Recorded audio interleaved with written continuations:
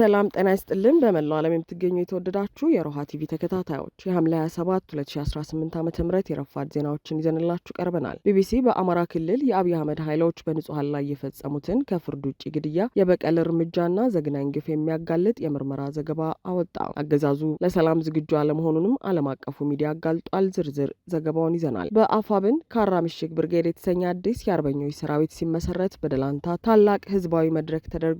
በዜናችን አካተነዋል። የመንግስት ኃይሎችና የሱዳኑ አርኤስኤፍ በሸረሪና ባካሄዱት ወታደራዊ ዘመቻ ዙሪያ የትግራይ ክልል ዝርዝር መግለጫ ሰጥቷል። እናስደምጣቸዋለን። የአዲስ አበባ ዩኒቨርሲቲ ከ500 በላይ ሰራተኞችንና መምህራንን ያለምደባ ማሰናበቱ ተቃውሞ አስነስቷል። ሰሙታላችሁ። አድማጭ ተመልካቾቻችን አብራችሁ ልትቆዩ ከፈቀዳችሁ እነዚህን መረጃዎች በዝርዝር የምናሰማችሁ ይሆናል። ሮሃ ቲቪ ወቅታዊና ሀቀኛ መረጃዎች እንዲደርሷችሁ ቻናሉን ሰብስክራይብ፣ ላይክ እና ሼር በማድረግ አሁኑኑ ቤተሰብ ይሁኑ።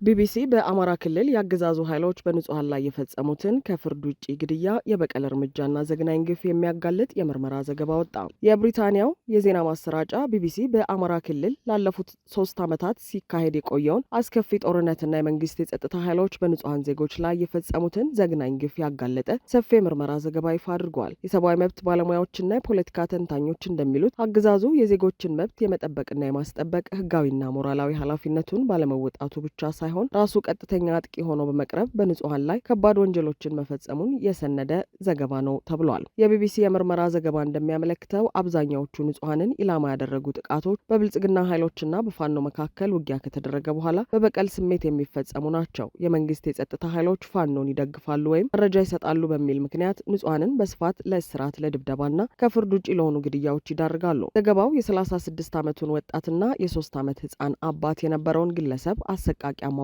እንደ አብነት አቅርበዋል። 2 የመከላከያ አዛዦች በመገደላቸው ምክንያት የመንግስት ኃይሎች ለፋኖ ጠቁማችሁ ያስገደላችኋቸው እናንተ ናችሁ በሚል የ36 ዓመቱን ወጣት የህንፃውን ባለንብረትና የጥበቃ ሰራተኛውን አቶ አበበን በኃይል ወስዷቸዋል። ሰዓታት በኋላም 3ቱም በካምፕ አቅራቢያ በጥይት ተደብድበው አስክሬናቸው መንገድ ላይ ወድቆ ተገኝተዋል። ከተገደሉት መካከል የነበሩት አቶ አበበ የቀድሞ የመከላከያ አባልና የ3 ልጆች አባት የነበሩ ሲሆን ሲገደሉ ባለቤታቸው የ8 ወር ነፍሰ ጡር ነበሩ። በተመሳሳይ መልኩ በደጀን ወረዳ የ6 ወር ነፍሰ ጡር የነበረችው ንጹህ መኮንንና የ44 ዓመቷ አማቷ ባለቤቷ የፋኖ አባል በመሆኑ ብቻ ለወራት ታስረው ከቆዩ በኋላ ከፖሊስ ጣቢያ ወጥተው በመንግስት የጸጥታ ኃይሎች በግፍ ተገድለዋል። የፋኖ አባሉ እጁን እንዲሰጥ ለማስገደድ ሲባል ህጻናትን ጨምሮ 6 የአንድ ቤተሰብ አባላት ለወራት የስርና የድብደባ ገፈት ቀምሰዋል። እንደ ቢቢሲ ዘገባ ከግንባር ውጭ በንጹሃን ላይ የሚፈጸሙ ጥቃቶች የድሮን፣ የከባድ መሳሪያ፣ የሚሳይልና የእጅ ቦምብ ድብደባዎችን እንደሚያካትቱ የገለጸው ዘገባው አገዛዙ የተመጣጣኝነትን መርህ ባለማክበር በሰፈሩ መንደሮች፣ በትምህርት ቤቶች፣ በሕክምና ተቋማትና በታሪካዊ አብያተ ክርስቲያናት ላይ ጥቃት ማድረሱን አረጋግጧል። በተጨማሪም ኮሌጆችን፣ ትምህርት ቤቶችን፣ የመንግስት ተቋማትንና የልማት ድርጅቶችን አገዛዙ ለወታደራዊ ካምፕነት በመጠቀሙ የሲቪል መገልገያዎች ሙሉ በሙሉ እንዲወድሙና አገልግሎት እንዲያቋርጡ አድርጓል። እንዲሁም ጦርነቱ በንጹሃን ህይወት ላይ ከሚደርሰው ጥፋት ባሻገር የማህበረሰቡን የዕለት ተዕለት ኑሮ ሙሉ በሙሉ አሽመድምዶታል። በመንገዶች መዘጋትና በመንግስት በኩል በተጣሉ የእንቅስቃሴ ገደቦችና ከበባዎች ምክንያት የመሰረታዊ ሸቀጦች ዋጋ እስከ 4 እጥፍ ያደገ ሲሆን ህዝቡ በልቶ ለማደር ተስፋ እስከ ማጣት ደረጃ ደርሷል። እንደ ፈረስ ቤት ያሉ ታዋቂ ገበያዎች ጭር ያሉ ሲሆን በከተሞቹም ልመና ከወትሮ በተለየ መልኩ ተስፋፍቷል ብሏል። አገዛዙ ጦርነቱን በሰላማዊ መንገድ ለመጨረስና እውነተኛ ድርድር ለማድረግ ምንም አይነት ዝግጁነትና ፍላጎት የለውም የተባለ ሲሆን ይልቁንም የፌዴራል መንግስቱ ጦርነቱ እንዲቀጥል እንደሚፈልግና የተደቀኑትን መሰረታዊ ጥያቄዎች በውይይት ከመፍታት ይልቅ ወታደራዊ ጫና እንደ ዋነኛ አማራጭ መውሰዱን ቀጥሏልም ተብሏል። አገዛዙ የሚያደርጋቸው የድርድር እንቅስቃሴዎች የይስሙላ መሆናቸውን የሚጠቁመው የቢቢሲ ዘገባ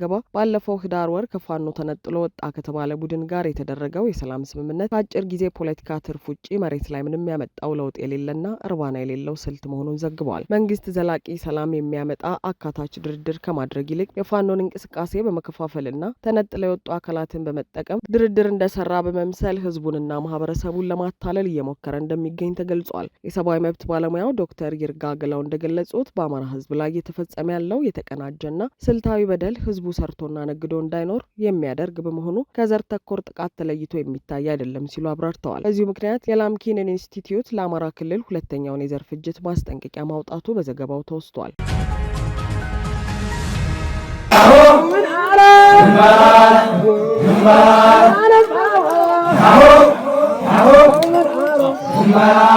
አፋብን ካራ ምሽግ ብርጌድ የተሰኘ አዲስ ሰራዊት ሲመሰረት በደላንታ የወገል ጤና ነዋሪዎች ከፋኖ ጎን የመቆም ቁርጠኝነታቸውን ገለጹ። በአማራ ፋኖ ብሔራዊ ንቅናቄ ስር በሚንቀሳቀሱ የተለያዩ እዞች በኩል የህዝቡን የትግል አጋርነት የሚያጠናክሩና የሰራዊቱን ወታደራዊ ዝግጅት ወደ ላቀ ደረጃ የሚያሸጋግሩ አበይት እንቅስቃሴዎች መካሄዳቸው ታውቋል። በአፋብን ሸዋ ጠቅላይ ግዛት አሳምነው እዝ በአጼ አምደ ጽዮን ኮር የአጼ ዳዊት ክፍለ ጦር በሚንቀሳቀስበት ቀጠና ካራ ምሽግ ብርጌድ የተሰኘ አዲስ የአርበኞች ጦር ሰራዊት በይፋ መመስረቱን የአጼ አምደ ጽዮን ኮር ሚዲያና ኮሚኒኬሽን ክፍል አስታውቋል። በመራቤቴ አውራጃ ሬማ ክላስተር በተካሄደው በዚህ የምስረታ ስነ ስርዓት ላይ የእዙ የኮሩና የክፍለ ጦሩ ከፍተኛ አመራሮች እንዲሁም የህዝብ ተወካዮች በተገኙበት የሰራዊቱ የውስጥ አደረጃጀት፣ ወቅታዊ ቀጠናዊ ሁኔታዎችና የወደፊት የትግል አቅጣጫዎች ዙሪያ ሰፊ ውይይት ተደርጓል። ውይይቱን ተከትሎ አዲስ የተመሰረተው ካራ ምሽግ ብርጌድ በተሟላ አደረጃጀት ወደ ወታደራዊ ስምሪት የገባ ሲሆን የተሰየሙት አመራሮችም ህዝቡንና አካባቢያቸውን በጽናት ለማገልገል በህዝቡ ፊት ቃለ መሐላ ፈጽመዋል።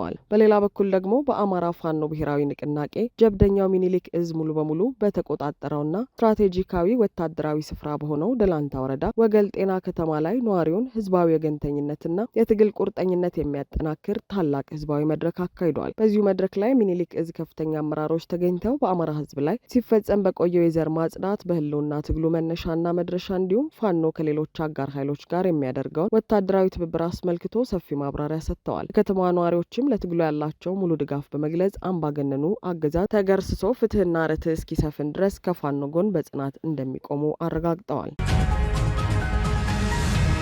የመንግስት ኃይሎችና የሱዳኑ አርኤስኤፍ በሸረሪያ ባካሄዱት ወታደራዊ ዘመቻ ከፍተኛ ጉዳት እንደደረሰባቸው የትግራይ ክልል ገለጸ። የብልጽግና አገዛዝ ከሱዳኑ አርኤስኤፍ ጋር በመሆን በሸረሪና አቅጣጫ በትግራይ ኃይሎች ላይ የከፈተው አዲስ ወታደራዊ ጥቃት መክሸፉን የትግራይ ክልላዊ መንግስት በሰጠው አሁናዊ መግለጫ አስታውቋል። የትግራይ ክልላዊ መንግስት ከመቀለ ባወጣው መግለጫ እንደገለጸው አገዛዙ ሐምሌ 5 ከንጋቱ ጀምሮ በሸረሪና አቅጣጫ ግልጽ የጦርነት እንቅስቃሴ በማድረግ ተደጋጋሚ ጥቃቶችን ሰንዝሯል። በዚህ ጥቃት ላይ በሞሐመድ አህምዳን ዳጋሎ የሚመራው የሱዳን የፈጥኖ ደራሽ ኃይልና ከአካባቢው በግዳጅ የተሰበሰቡ ታጣቂዎች ቀጥተኛ ተሳትፎ ማድረጋቸው ተጠቁመዋል። የአገዛዙ ጦር የምድርና የአየር ኃይል ቁሳቁሶቹን በመጠቀም ከንጋት አጋምሽት ድረስ በርካታ የሰው ኃይል ማዕበልን በመጠቀም ተደጋጋሚ ጥቃቶችን ለማካሄድ ቢሞክርም የትግራይ ሰራዊት ጥቃቱን ሙሉ በሙሉ በመመከት የጠላትን ህልም ማክሸፍ መቻሉን መግለጫው አመልክቷል። በውጊያው የአገዛዙ ሰራዊትና አጋሮቹ ከፍተኛ የሰው ኃይል ጉዳት እንደደረሰባቸው የገለጸው የትግራይ ክልል መንግስት በአሁኑ ወቅት ከወልቃይት እስከ ማዕከላዊ ጎንደርና አካባቢው ያሉ የጤና ተቋማትና ሆስፒታሎች በአገዛዙ ቁስለኞች ማዕበል ተጨናንቀው እንደሚገኙ አስታውቋል። አገዛዙ የደረሰበትን ከፍተኛ የሰው ኃይል እልቂትና ውድቀት ከህዝብ ለመሸፈን ሲል በርካታ ቁስለኞችን በአውሮፕላን በመጫን ወደ አዲስ አበባና ሌሎች የአገሪቱ ክፍሎች እያጓጓዘ እንደሚገኝ መግለጫው አክሎ ገልጿል። አገዛዙ ይህንን በሰው ኃይል ማዕበል የተደገፈ ወረራ በሌሎች ግንባሮችም በድጋሚ ሊቀጥልበት እንደሚችል የጠቆመው የትግራይ ክልል የትግራይ ህዝብ ህልውናውን፣ ደህንነቱን፣ ሉዓላዊነቱንና ራስን በራስ የማስተዳደር መብቱን የማስከበር ተፈጥሯዊና ህጋዊ መብት ያለው በመሆኑ ጥቃቱን በመመከት ማሸነፉ አይቀሬ መሆኑን ገልጿል። የአዲስ አበባ ዩኒቨርሲቲ ከ500 በላይ ሰራተኞችንና መምህራንን ያለምደባ ማሰናበቱ ተገለጸ። በሀገሪቱ የከፍተኛ ትምህርት ታሪክ የመጀመሪያው የራስ ገዝ ተቋም የሆነው የአዲስ አበባ ዩኒቨርሲቲ ተግባራዊ ባደረገው አዲስ የመዋቅር ማስተካከያ ምክንያት ከ500 በላይ የአስተዳደር ሰራተኞችንና 50 ያህል መምህራንን ያለምደባ ማሰናበቱ ተገለጸ። ይህ እርምጃ በሀገሪቱ በከፍተኛ የኢኮኖሚ ውጥረትና በኑሮ ውድነት ማዕበል ውስጥ በምትገኝበት በአሁኑ ወቅት መከናወኑ በትምህርቱ ማህበረሰብ ዘንድ ከፍተኛ ብሶትንና ቅሬታን ቀስቅሷል። እንደ መረጃዎች ከሆነ ዩኒቨርሲቲው የመዋቅር ማሻሻያውንና የምደባ ሂደቱን ያከናወነው ለአስተዳደር ሰራተኞች በፈተና ውጤት፣ ለመምህራን ደግሞ በትምህርት ዝግጅታቸው አግባብነት ላይ ተመስርቶ ነው። ነገር ግን ለዘመናት በዝቅተኛ ክፍያ ሀገር ሲያገለግሉ የቆዩ መምህራንና ሰራተኞች ባልተረጋገጠ አሰራርና በፈተና ስም ከስራ ገበታቸው መገፋታቸው አጣዳፊ የኢኮኖሚና የማህበራዊ ቀውስ ውስጥ ጥሏቸዋል። የመምህራን ማህበራትና የታዛቢዎች አስተያየት እንደሚያመለክተው አሁን ወቅት የዋጋ ግሽበቱ በጣሪያ ላይ በወጣበት የቤት ኪራይና የምግብ እቃዎች ዋጋ በየቀኑ በሚንርበት ሁኔታ መምህራን የሚያገኙት አነስተኛ ደሞዝ መሰረታዊ ፍላጎታቸውን እንኳን መሸፈን አቅቶት በከፍተኛ ምሬት ውስጥ ይገኛሉ። በእነዚህ ሁሉ ተደራራቢ ችግሮች ላይ ደግሞ የራስ ገዝነት መዋቅርን ምክንያት በማድረግ የብዙ ዓመታት ልምድ ያላቸው መምህራንና ሰራተኞች ያለምደባ እንዲቀሩ መደረጉ የነበራቸውን ተስፋ ጨልሞባቸዋል። የዩኒቨርሲቲው ፕሬዝዳንት ዶክተር ሳሙኤል ክፍሌ በበኩላቸው ምደባ ያላገኙ ሰራተኞች በሙሉ አልተባረሩም ሲሉ አስተባብለዋል። ፕሬዝዳንቱ አክለውም በስራ ማስተካከያው ምክንያት በስራ መደባቸው ላይ ያልተመደቡ የተመዘገቡ ሰራተኞች ሙሉ በሙሉ ከስራ እንደማይሰናበቱ ገልጸው በጡረታ በካሳ ክፍያ ወይም ዩኒቨርሲቲው በቅርቡ በሚጀምራቸው አዳዲስ የንግድና የልማት እንቅስቃሴዎች ውስጥ ተካተው እንደሚደገፉ አረጋግጠዋል። ነገር ግን ተቺዎች እንደሚሉት ሀገሪቱ ካለችበት አጠቃላይ የፋይናንስ እጥረትና የኢኮኖሚ ድቀት አንጻር እነዚህ የተገቡ ቃል ኪዳኖች በስራ ላይ መተርጎማቸውና የሰራተኞቹን የዕለት ተዕለት ህይወት መታደጋቸው አጠራጣሪ ነው ይላሉ። በሀገሪቱ ከሚገኙ 46 የመንግስት ዩኒቨርሲቲዎች መካከል የመጀመሪያው የራስ ገዝ ተቋም የሆነው የአዲስ አበባ ዩኒቨርሲቲ አሁን የወሰደው የሪፎርም እርምጃ በቀጣይ ተመሳሳይ መዋቅራዊ ማሻሻያ ለማድረግ በመጠባበቅ ላይ ለሚገኙት እንደ ጂማ፣ መቀሌ፣ ባህር ዳር እና ጎንደር ዩኒቨርሲቲዎች እንደ ሞዴል ይወሰዳል። ሆኖም በአዲስ አበባ ዩኒቨርሲቲ የታየው የሰራተኞችና የመምህራን እንግልት በቀጣይ ወደ ተመሳሳይ አሰራር በሚገቡት የክልል ዩኒቨርሲቲዎች ውስጥም የባሰ የሰራተኞች መፈናቀልና የማህበራዊ ቀውስ እንዳያስከትል ከፍተኛ ስጋት ደቅኗል። አድማጭ ተመልካቾቻችን የሰዓቱ የሮሃ ቲቪ ዜናዎች የተከታተላችኋቸውን ይመስሉ ነበር። አብራችሁን ስለነበራችሁ ከልብ እናመሰግናለን። ሰላም።